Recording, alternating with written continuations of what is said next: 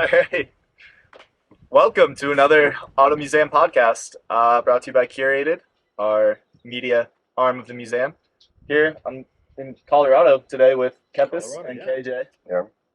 And yeah, if you don't know these guys, I'll let them introduce themselves. So I'm Kempes. I'm over at the Rap Factory, New York, and we are in Colorado with Saratoga Museum. Really good guys over there. Really pleased and proud to be here and be a part of this podcast and general horseplay with the guys. My name is KJ, originally from Trinidad, soon to be adopted to I travel a lot. I guess you would say heavily influenced in motorsport from since young. Had an opportunity to work with you guys in Saratoga a couple of times, probably twice, and we'll have a partnership with the Rap Factory in regards to designs, car builds, drifting stuff. Yeah, we'll get into that. Yeah, for sure. Yeah. Yeah, so the reason we're here is Pike Speak. We'll get into that a little later, but I do want to focus on these two guys because they do incredible stuff with cars. So, Kempes, you rap. Yeah, so we wrap PPF ceramic coat, a lot of cool projects and a lot of decent supercars. And we are secretly building well, not the first, but it'll be the first 911 Porsche wide body with the RB25 all-wheel drive system. And hopefully we'll get it on the circuit to Pike Speaks for next year. We're still in the works with that. And do the Utah Salt Flats, yeah. Do Salt Flats and Awesome. SEMA again as usual, and Yeah. Tokyo Auto Salon. So it is a lot more than just rapping. It's a lot more than rapping. The other things will come into play, but it's mostly passion that drives my business. So this kind of falls in there because me and KJ came in from the drifting background, and in my case, I had to let it go for a little while because you have to have money to drift, and that's what they say. So I let it go and I focused on this a little more, and I'm just getting back into the idea of building cool cars. We did a Datsun S30 ZGnos for SEMA last year, which we had a lot of fun driving cross country with KJ and the guys at Saratoga. Quite a lot of fun, and hopefully just on to bigger and better things this year. Yeah. Cool. What are you working on over in Trinidad? You got a YouTube channel and everything Yes, that's kind yes. of blowing up. So So on the YouTube, Carry Drift. Yeah. Just search Carry Drift, you'll find it, and it's basically surrounded with the car culture in Trinidad and Tobago. My current builds would be the E46, which would have been my brother's own. I took over the build, made some modifications. I had to get ready for a show at the end of next month. I started to do drift classes, so using a Nissan C35 as a Laurel. Yeah, straight, RB, drift spec management and so forth. I came from a background of family who are mechanics and who are racers too. So my dad used to race, he used to rally back in Trinidad too. oh wow, So, yeah. what's the car culture like there? Because I feel like is it a big island or a small island? It's a small island, but Yeah. the car culture is heavily influenced. Yeah, that's awesome. Most events they would have like a car show. So this is like not only for drifting, but like drags, circuit. It have even down to go-karts, and the motorbike scene is getting bigger too as well, because we do have a small circuit back home. It's probably about a minute lap. Oh no. Yeah, it's not like big, but for like a very fast car, you'll be able to do it in under a minute. You said you had a E46 Beamer. What's the heart of that car? What engine do you run on that car? Well, it's a 1JZ. So single. I just have to say, you guys, no matter what you do, you guys love the Jay-Z's and like and I don't know much about JDM engines, like all that drift stuff, but that seems to be a very, very popular drift engine. Well, because of reliability. Yeah.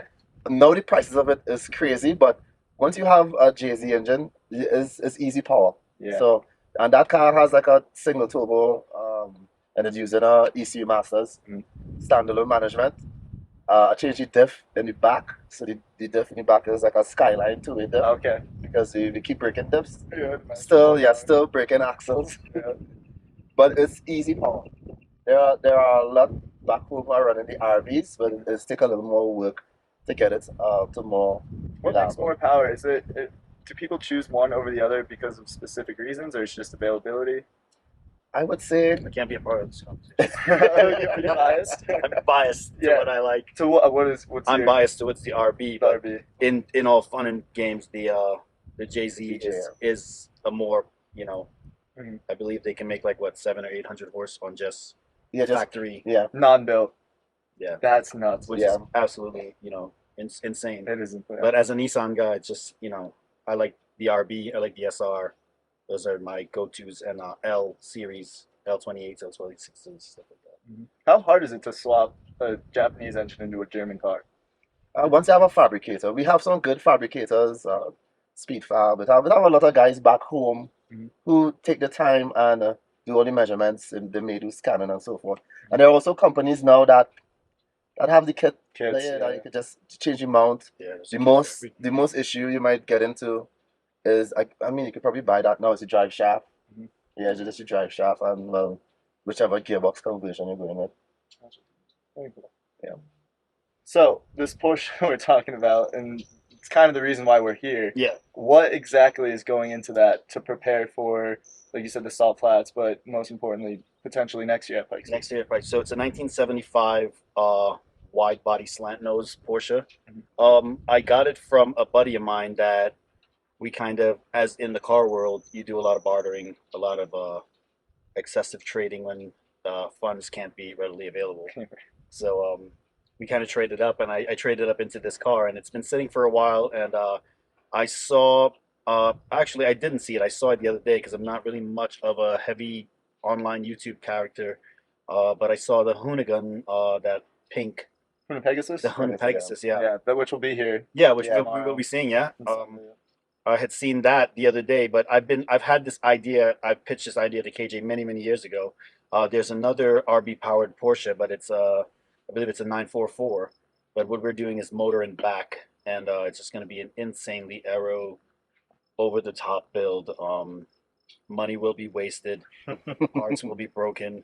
It'll be worth it, though. But it'll be super worth it. Yeah. And again, it's all passion. Whether this thing gets on the map or not, this is just stuff. It's not a finance thing. It's not a bunch of wealthy guys that have the money to throw around.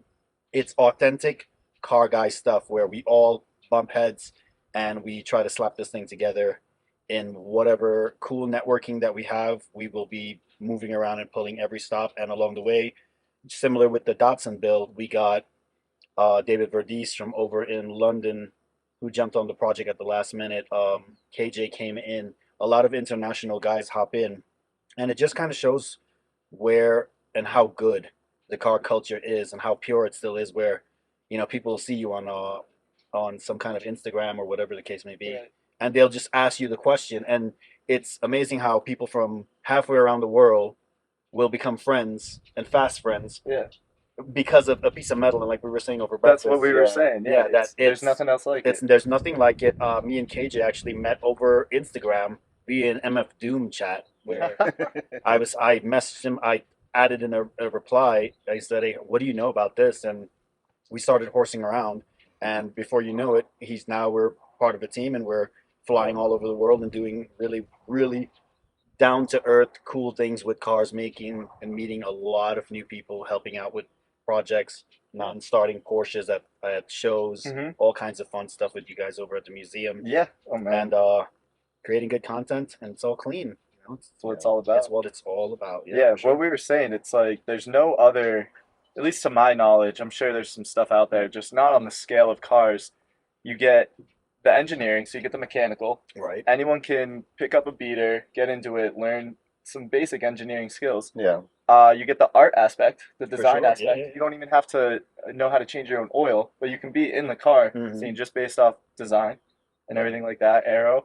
And then it's just culturally, it's an explosion. Yeah, it's definitely something that it doesn't have a skin color, it doesn't have a race, it doesn't have any of that. It's just amazing that people can, and with car guys, it's not a real thing. Mhm. The color of your skin, where your background is, if you're rich, if you're poor, Yeah. none of that stuff applies. You get on there and you're in a parking lot and you hear a diff go, and instantly it turns into, holy, Yeah. this guy has a welded diff. This me and this guy are already friends. Yeah, He right. doesn't know it. Like the guy in the Walmart yesterday with a wide body Audi. 83. It was just, and he had the roll It's cage, and Yeah. it's instant thumbs up, peace Yeah. signs. It's one of those things, and you really never. It's one of those things, man. It's strange that like if you're not into the wicked dark side of cars, Mhm.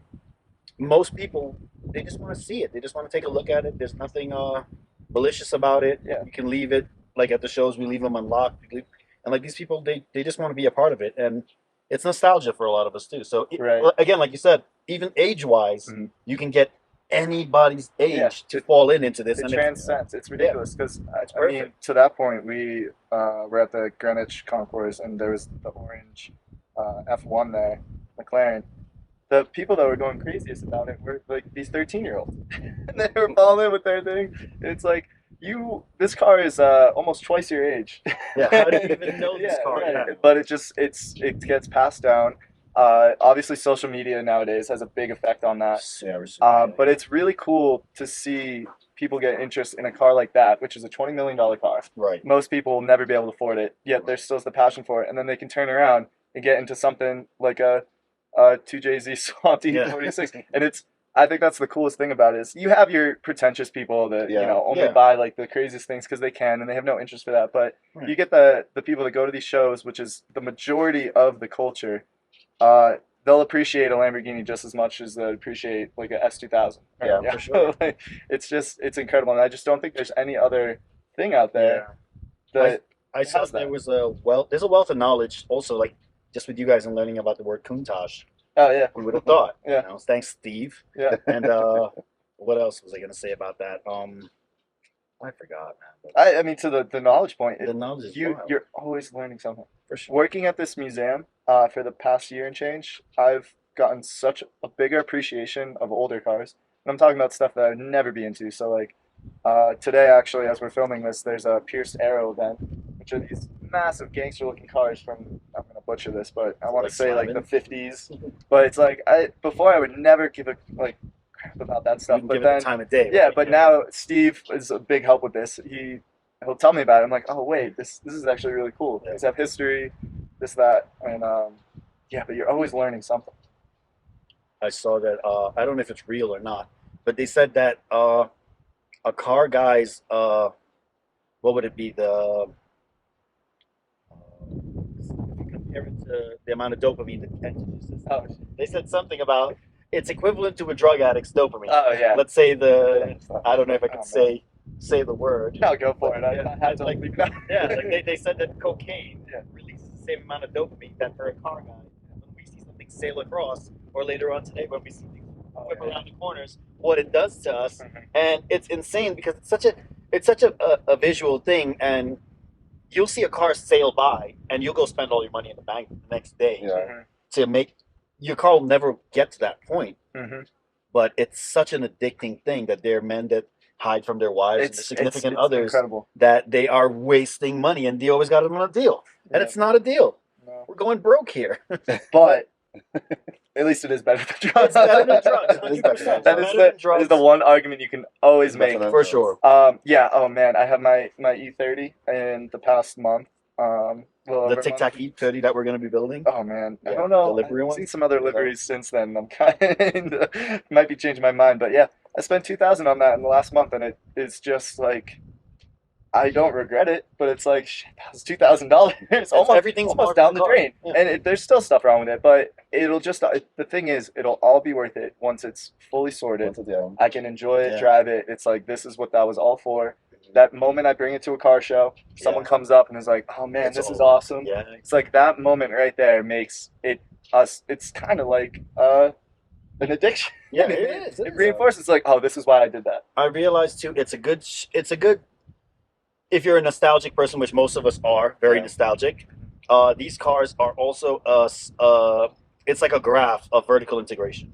So you can see where you started, and you can see, all right, so we did the Datsun. The Datsun probably costed us $500, and every single part that we put in cost more than $500. But as you go higher and higher, and like I said, vertical integration, when you finish that build and you look back at it, there's so many things that you would change. But for the nostalgia's sake, you know that this was a time when I use copper unions to do a brake line, Yeah. where it's completely frowned on. But at the time, we didn't have the money for it, and wiring up a car and all these things. Now there's wiring specialties and all these cool companies. But when we were coming up, you sit there with the printed out map of the wiring system, and we built these things for ourselves. So it's like a good when you look back at it, and I get why a lot of people are nostalgic and they keep a car in the garage forever, is because when you look back at it, you see something else. Yeah, it's You more see than a just different time. It's like yeah. it's secretly a time machine. Yeah, it's definitely more than just a car at that point. Like his Kind of take you back. Yeah. It usually takes you back into, because I remember when you Datsun doing over just readjusting his suspension. So every time I see this, be like, yeah, you remember. he calls it a stepchild. Yeah, the stepchild. Yeah. And even with the training car back home, something always breaking. Even in the BMW, something always breaking. But like you say, just have that addiction. Just before I came here, I had to drive. Like I said, I need to get this drive out. So they usually have like it's at a stadium at a big car park. That some guys goes out to practice. And I was told to behave because I have to keep the car at a certain point because it needs to be presented at a show back home for next month as track fest. Can't break it. Yeah, can't break it. Yeah. Don't break But it. you just need to, and then once you can't get like I passed through it unscathed, like everything was okay. I just stayed in first gear, not to try to put too much load on it. But it's funny how we treat cars, like you were saying, like a stepchild. stepchild. It's like you literally you talk to it, you treat it like a Like, human almost. behave. It's literally it has Behave. that level of a connection. It's so funny. When we left the Chinatown and the fender flare broke Oh, off. of the yeah, house, yeah. That was one of those moments. I still haven't fixed it. It's still in the trunk of the car, and I refuse to because it's one of those love-hate moments where eventually I'll get around to it and I'll force around with it. child misbehave. Yeah. It's wild how those cars do that to you. Yeah. Some So people just want to look at them. I think we want to make this a little quick because we have stuff to do. Yeah. But I think Pike one last thing I wanted to talk to you about was SEMA and your kind of experience with that. Both of you guys going on the road trip and then how it was there and what you kind of benefited the whole build and everything. Well, SEMA, like the name, and all the magazines and everything that they send to us, it really is about real car guys and real networking. Like there are posers that show up at these things now, but for the majority's sake, it's like going to high school all over again. And these people are all people that you can use knowledge from it. Yeah. It's a big pool of. For those who don't know, SEMA is it's not invite only, but you have to be in the industry. You have right? to be in the You industry, can't yeah. just be a spectator and go. If the closest thing to that would be like if you run a YouTube car channel or something. But you have to be in the industry. It's not just a random guy going and Absolutely, inspecting. yeah. So So we had to drive over. Yeah. It was a 4-day drive. We got there late. Yeah. Along the way, met a lot of great people. We saw CK Kane's, the Arrow. The Atom, no? Yeah, the Atom. Yeah. They were transporting it. We got over there. Really, really amazing people. Really nice staff. It's really quite an amazing thing, whether the car placed or not. It was all good learning experiences. So what goes into that having a car there? You have your special spot, and then So you have to. So these shows, like every year, it's normally November 1st to the 5th. I think this year is October. But right after November, from December, you have to start putting in that you're making an appearance with a car. You have to put all the taxes for your business up. You have to put if you're doing a build like Battle of the Builds, which is what we're going to be doing with Porsche. You have to put up a lot of stuff, and it is an ongoing thing. It's not just they call it the SEMA crunch or the SEMA hustle, where you're coming up to it's sometimes 6 months early, and we're late already. Right. Yeah. But again, with car shows and stuff like that, we're all car guys are there 3-4 in the morning setting this thing up, hoping that it's stuff that nobody or the consumer, nobody sees. But as builders, we think that everybody understands and is going to see these things. But it's stressful. I'm not gonna say. Yeah, I'm not gonna say there's a level of stress. Yeah. But it's the same thing as how we planning to go up a mountain and just wait. You just know the end result. Like the end result is the payout. Being able to. And it doesn't pay. It doesn't Yeah, pay. it doesn't literally pay. Yeah, but it's just like It's satisfaction. Yeah, Satisfaction. yeah. Great friends. We're gonna meet Rusty, which is a guy that we secretly manifested the morning that we decided we were going to do this Porsche build and put it on the hill. And I told him in the kitchen, I said, listen, we're going to do Pikes Peak. And it later on in the day, we were at the show with you guys, and the guy shows up in this exact T-shirt, and I'm like, dude, this is the sign. This is it's happening. And then I called you up, and I was like, hey, are you down for Pikes Peak? And you were like, of I course. can make it work. Yeah, we can go broke on it, sure. Oh man, yeah. I'm just looking for that one photo just to take home. That one winner shot. But yeah, no one's making money off this trip. No one's making money as much as the Instagrams and all that stuff. It appears like we have it going on. This is our funds that we're spending. Yeah. That we don't know how it's gonna full back. We're gonna get yelled at some point in time. We're gonna mentally abuse ourselves and say, "Why did I do this? Yeah. I could have used this money for something else." But a shot at this and the networking. Yeah, you never know. You never know with this. It's a gamble. It definitely is a gamble because we're putting in and we're losing. Yep. But the gain on the other side, these people are like people you can call from your grade school later on, and just you can buzz these people and say, hey, we're doing this build. They might not be able to financially help you, but they'll show up and time the motor.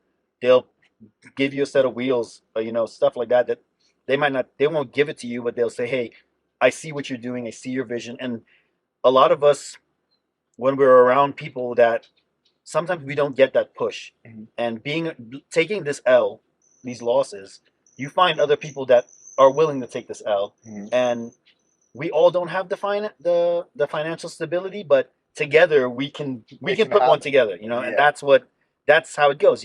When people see this, I can only imagine the comments and stuff that are going to happen, and we'll get more things. And it's not like a virtual beg or we're begging for anything. These are genuine people that will say, hey, that's what it's about. I have that harness. I have that coolant line that you want. I'll put it in the mailbox and send it. And it's amazing that these people do this from all over the place. It's mind-blowing how crazy it is. Yeah, it's full circle back to what we were saying. It's just the good side of the car culture. Yeah, because there's bad sides. Yeah, there's a dark horse involved. And I won't even go into that, but some of the stuff is just it's not even worth talking about. It's not worth even searching the time of day. But it's just full circle going back to the people, the culture. It's not about more often times than not, it's never about money. Yeah. It's never about clout. Right. It's always about connections and just having fun. Yeah, there are some amazing builds out there that the owners do not care to ever be found. They're so humbled, some of these guys, about these things, and it's just sleeping in the garage and nobody will ever know other than them. It's wild. It's like real conversations. Yeah. Real. I mean, it's not sit at a bar and talk about it, but you can have real organic conversation, about these things. It's useless information, like that's knowing 5x1 14.3 lug patterns by looking at it. It's ridiculous, but it's not drugs. No. It's honest. And so at the end of the day, you can answer every phone call that comes in. Yeah. You did not hurt anybody to make this thing happen. So I think at the end of the day, the nice little moral of this story here: take the risk, make the connections, get out of your comfort zone, and good things happen. As a great man told me, in order to sail big ships, you have to go out into the deep. And with these guys, that's the only way I can explain it or express it, but it works. And you have to, all those Instagram and YouTube things that with the naysayers and all the great Arnold quotes, you got to trim the fat all the time with that stuff. KJ knows, in order to, like I said, in order to sail big ships, you have to swim out into the deep and get it done. I think that's it. I think we got stuff to do. This is exactly what I wanted. Just a nice, short, little Pike's Peak podcast. The Pike Peak podcast. And we'll be doing some vlogging and stuff too. But I just really want to introduce these guys to those who haven't been, following us on Instagram stuff. We work really tight with them, and they've obviously hooked us up with a bunch of cool stuff. But yeah, so thank you guys. Thank you again for having us. Thanks for having us. Cool. Let's go rip around the fields here. Yeah, let's go 30,000 feet, baby. Okay. Thanks for having us, man. Yeah.